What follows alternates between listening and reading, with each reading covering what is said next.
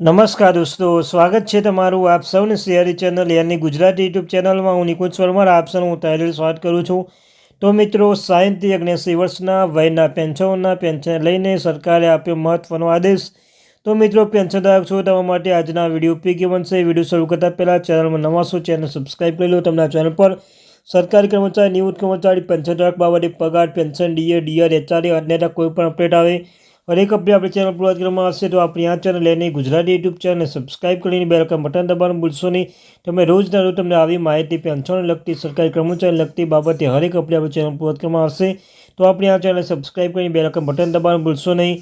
પેન્શનની સમસ્યા ઉકેલવા માટે ભારત સરકાર પેન્શન કલ્યાણ વિભાગ DOPPW અને CPNG/GRMS પોર્ટલ બનાવ્યું છે, જેના થકી દેશભરના લાખો પેન્શનધારકો તેનો પેન્શન વધારો કરી રહ્યા છે અને બાકીની કટી રકમ મેળવી રહ્યા છે. જો તમારી સાથે પણ આવું થતું હોય તો તમે પણ CPNG/GRMS પોર્ટલ પર ફરિયાદ દાખલ કરીને તમારી સમસ્યાનું નિરાકરણ મેળવી શકો છો અને તાત્કાલિક અસર તમારી બાકી રકમ ચૂકવી શકો છો. DOPPW આવા કેટલાક કિસ્સામાં શેર કર્યા છે, જેને જાણી તમે પણ આ રીતે પગલાં લઈ તમારી પેન્શન સંબંધી સમસ્યાનું સમાધાન મેળવી શકો છો. તો ચાલો દરેક કેસની વિગત તપાસ કરીએ.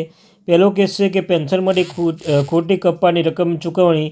ઓલ ઇન્ડિયા રેડિયો માટે નિવૃત્ત થયેલા શ્રી સીતારામ લોયરના પેન્શન માટે ટેકનિકલ ભૂલના કારણે ખોટી કપાત કરવામાં આવી હતી, જેના કારણે તેમને ઓછું પેન્શન મળ્યું હતું. આ સમસ્યા કારણે જાણવા માટે તેને બેંકનો સંપર્ક કર્યો હતો, પરંતુ સંતોષકારક જવાબ ન મળતા તેણે CPNG/GRMS પોર્ટલ પર ફરિયાદ નોંધાવી.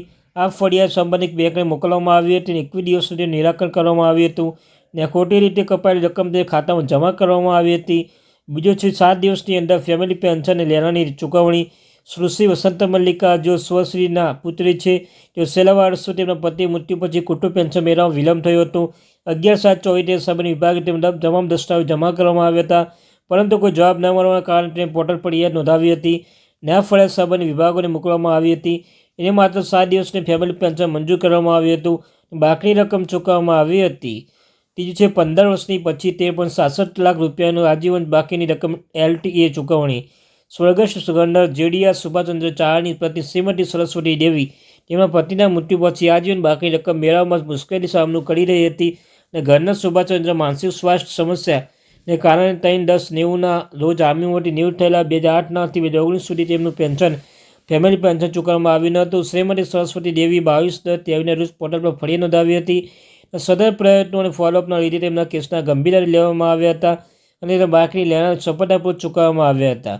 પાંચમું છે 5 વર્ષની બાકીની રકમ ચૂકવણી. પેન્શનની પ્રતિબદ્ધ રકમ 16.37 લાખ. 31/1/2020ના રોજ VRS ભારતીય સેનામાંથી નિવૃત્ત થયેલ શ્રી રાજકુમાર 13 મહિના સુધી પેન્શન મળ્યું ન હતું. 12માં પેન્શન મંજૂર કરવામાં આવ્યું હતું, પરંતુ 13 મહિના બાકીની રકમ અને પેન્શનની કોમ્પ્યુટર રકમ CVP ચૂકવવામાં આવ્યું ન હતું. અસંખ્ય અરજીઓ છતાં તેનો સમસ્યા ઉકેલ ન આવ્યો હતો. આખરે તે પોર્ટલ ફરિયાદ નોંધાવી હતી. ઓનલાઈન ફરિયાદ ટ્રેકિંગ સુવિધા કારણે તેનો કેસનું પ્રાથમિકતા આધારે ઉકેલવામાં આવ્યો હતો અને આખરે 41 દિવસ મને લેણાં ચૂકવવામાં આવ્યા હતા.